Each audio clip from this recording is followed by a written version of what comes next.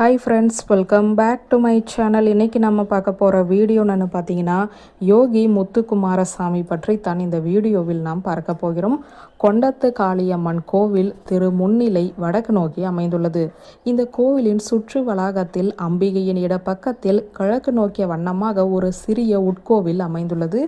இந்த கோவிலினுள் வீரன் ஒருவன் இடக்கையில் வில்லுடனும் வலக்கையில் உள்ள வாளால் தன் கழுத்தில் இடப்பக்கம் அந்த வாள் வெளிப்படும் காட்சியுடனும் விளங்குகிறான்.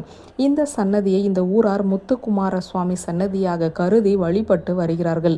இந்த முத்துக்குமார சாமி என்ற அருளாளர் 300 வருடங்களுக்கு முன்பு காஞ்சிமா நகரில் அவதரித்து சிறந்த யோகியாக விளங்கினார். அருகில் உள்ள சேவூரில் தங்கி பல அருட்செயல்களை செய்தார். அவரை பற்றி செய்திகளை கூறும் செப்பேடு ஒன்று இன்றுமே சேவூரில் உள்ளது. அவர் பயன்படுத்திய கருவிகளும் வாளும் வழிபட்ட அம்பிகையின் சிலை இன்னுமே பாதுகாக்கப்பட்டு வருகின்றன. அருளாளர் முத்துக்குமார சாமிகள் தம் இறுதி காலத்தில் வாளால் கழுத்தகு பாய்ச்சி, அதாவது நவகண்ட காணிக்கையை போல அம்பிகையின் திருவடி நிழலை அடைந்தார்.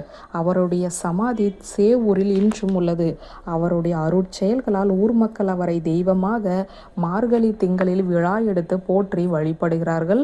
பெருமாநல்லூரிலும் மாரியம்மன் திருவிழா தொடங்குவதற்கு முன்பு இவரிடம் பூ கேட்டு விழா தொடங்குவது என்பது ஒரு மரபாகவே இருந்து வருகிறது. வரலாற்று ஆய்வாளர்கள் இந்த சிலையின் வடிவத்தை கூர்ந்து ஆராய்ந்த போது இந்த வீரன் இடக்கையில் வில்லேந்தி நிற்கும் தோற்றத்தை காணும்போது அது ஒரு யோகியின் தோற்றமாக இல்லை என்றும் இந்த சிலை 1000 ஆண்டுகளுக்கு முற்பட்டது என்றும் கருதுகிறார்கள். ஒரு யோகியின் கையில் வில்லேந்தி இருப்பது பொருத்தமாக அமையவில்லை. மேலும் யோகி முத்துக்குமாரசாமி 300 ஆண்டுகளுக்கு முற்பட்டவர்.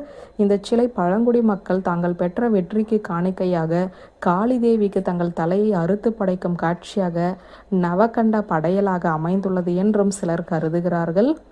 வியூவர்ஸ், இந்த வீடியோ உங்களுக்கு பிடித்திருந்த லைக், கமெண்ட், ஷேர் பண்ணுங்க. நன்றி.